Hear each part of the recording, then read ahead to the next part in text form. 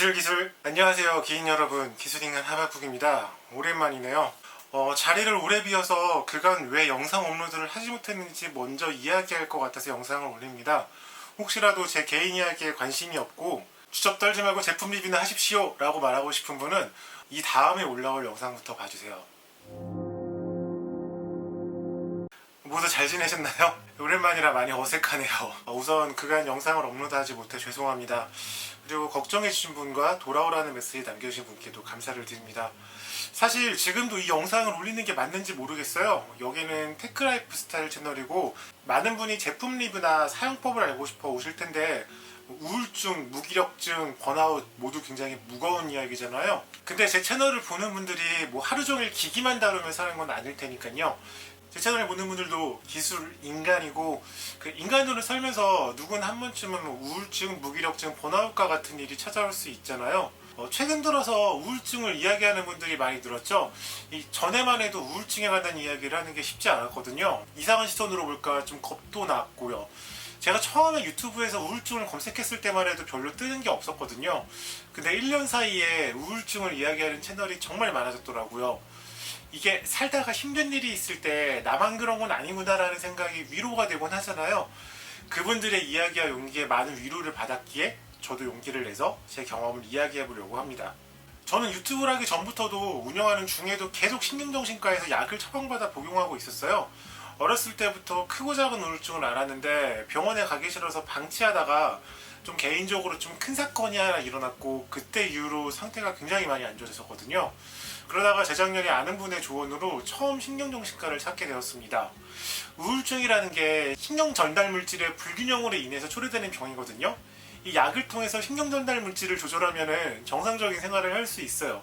근데 자기한테 딱 맞는 약을 찾기가 쉽지가 않더라고요. 뭐 항정신명 약물, 항우울제, 항불안제, 뭐 기분안정제, 정신자극제 뭐 이런 종류의 약을 뭐 섞어서 복용하게 되는데 계속 약을 먹고 반응을 살피고 약을 바꿔보고 반응을 살피는 등 어느 정도 테스트가 필요해요.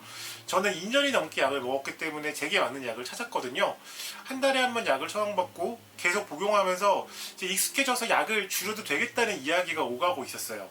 그러다가 지난 4월 갑자기 문제가 생겼어요. 잠을 제대로 잘 수가 없게 된 거예요. 제가 먹는 약 중에는 수면 장애를 돕는 약도 있거든요. 계속 테스트를 통해서 제 상태와 아기가 맞는 약을 먹고 있었는데 갑자기 아기가 맞지 않게 된 거죠. 그러니까 제가 겪었다는 사건이 일어난 게 4월이라 그때가 되면 늘 힘들었거든요. 그 와중에 다른 때보다 4월에 일을 정말 많이 벌렸어요. 기술인간 채널 업데이트도 전보다 많이 하고 진술인간이라는 다른 유튜브 채널도 만들었죠. 아마도 일로 도망가고 싶었던 것 같아요.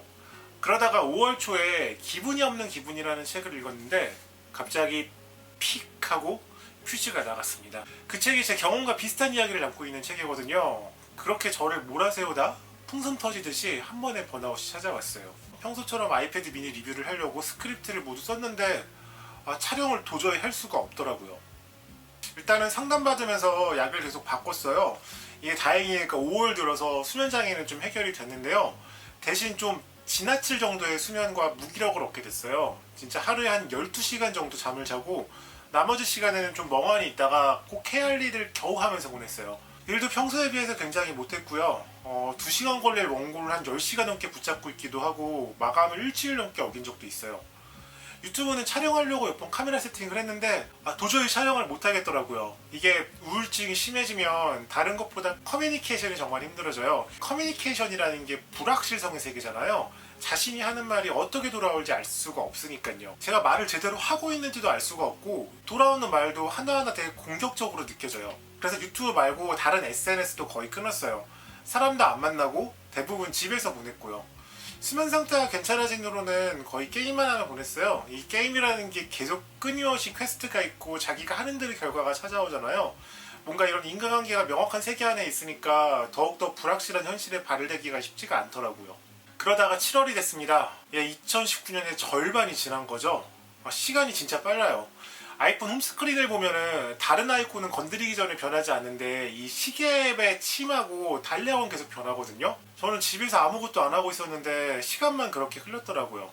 그러던 와중에 성경 작가님을 뵙게 됐어요. 데뷔작인 단편 컴백홈부터 언플러그드 보이 그리고 최근엔 좋아요를 올리는까지 제가 너무 좋아하는 작품들을 그린 작가님인데요. 예전에 우연히 만나서 인사드린 후에 오랜만에 일 때문에 뵙게 됐어요. 작가님도 오랫동안 연재를 쉬고 계세요. 종양수술을 받고 퇴행성 관절염으로 전처럼 그림을 그리기가 어려워지셨거든요. 또 실행형 포트를 이용해서 마우스로 그림을 그리셨는데 그게 쉽지 않아진 거죠.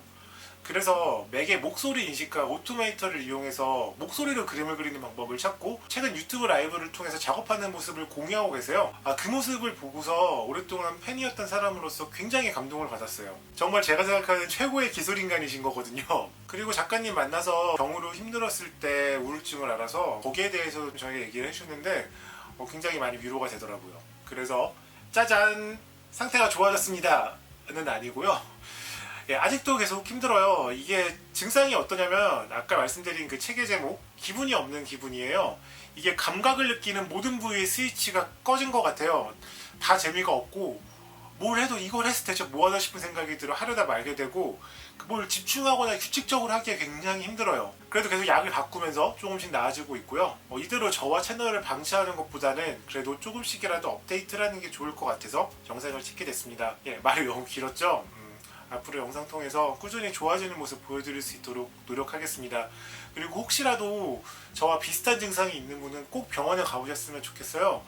아직 완전히 좋아진 건 아니지만 저는 병원에서 치료받지 않았다면 지금 이 영상을 올리지도 못했을 거거든요. 저도 기술기술하게 우울증 잘 치료해 보겠습니다. 여러분도 부디 건강하셨으면 좋겠네요. 지금까지 기술인간 하박국이었습니다. 새로운 영상으로 가능한 빨리 찾아뵙도록 하겠습니다. 감사합니다.